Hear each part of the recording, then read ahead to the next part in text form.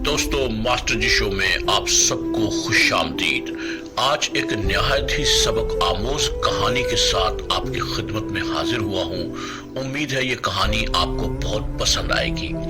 दोस्तों, एक दूर दराज के गांव की बात है जहां एक गरीब किसान अपनी बीवी के साथ रहता था।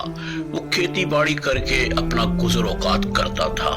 किसान और उसकी बीवी दिन भर खेतों में जातोड़ मेहनत करते।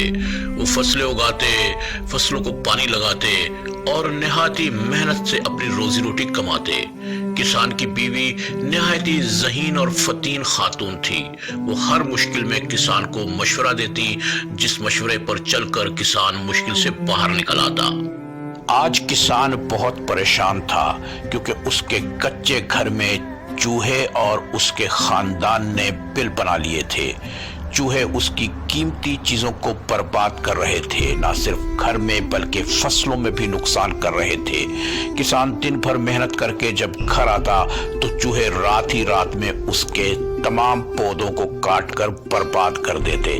किसान की बीवी ने कहा कि आप फिक्र मत करें। उसने अपने चचा को, जो कि एक निहायती दानिशमंद किसान था, मशवरे के लिए घर बुलाया। चचा ने जब ये मसला सुना तो हंसकर बोले, बेटा इसका तो एक ही हल है, शहर जाओ और कुछ चूहे दानियां खरीद कर ले आओ। इन चूहे दानियों को अपने घर में लगा दो, इस तरह ये तमाम चूहे पकड़े जाएंगे। किसान ये मशवरा सुनकर शहर जाने के लिए तैयार हुआ ताकि शहर जाकर वो चूहे दानियां खरीदे और चूहों का खात्मा कर सके। किसान शहर से बहुत सी चूहे दानियां एक बहुत बड़े थैले में डालकर घर लेकर आया और उसने अपनी बेगम को ये थैला पकड़ाया। चूहा छुपकर ये सारा मंजर देख रहा था।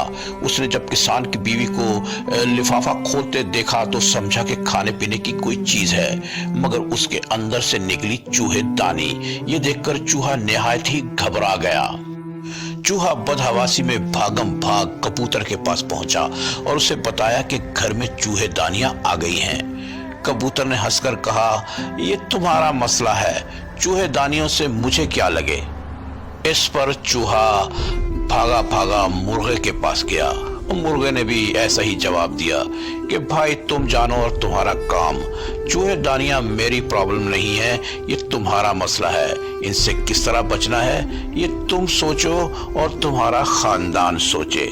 इस पर चूहा मशवरे के लिए बकरे के पास पहुंचा, मगर उसने भी हंसकर ऐसा ही जवाब दिया कि जाओ भाई काम करो, चूहे दानियां बकरों का मसला नहीं होती, चूहों का मसला होती।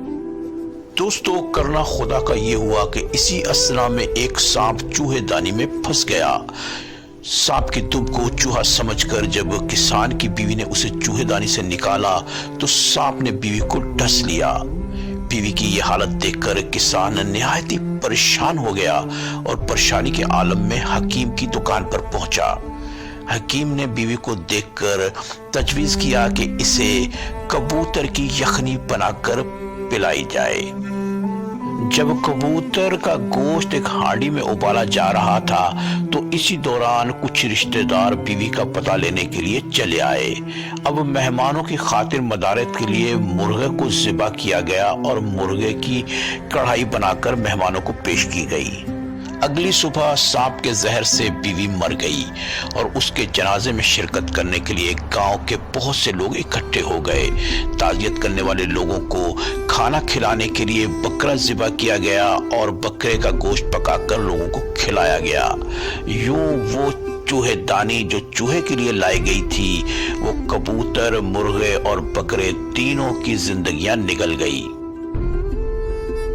मेरे प्यारे सिंधियों, बलोचों, पश्तूनों, कश्मीरियों और पंजाबियों, ये वतन पाकिस्तान तुम सबका घर है। इसके किसी भी कोने में किसी भाई को कोई मसला हो, किसी के साथ कोई जुल्म हो, इकट्ठे हो जाओ और मिलकर हर जुल्म और मसले का मुकाबला करो।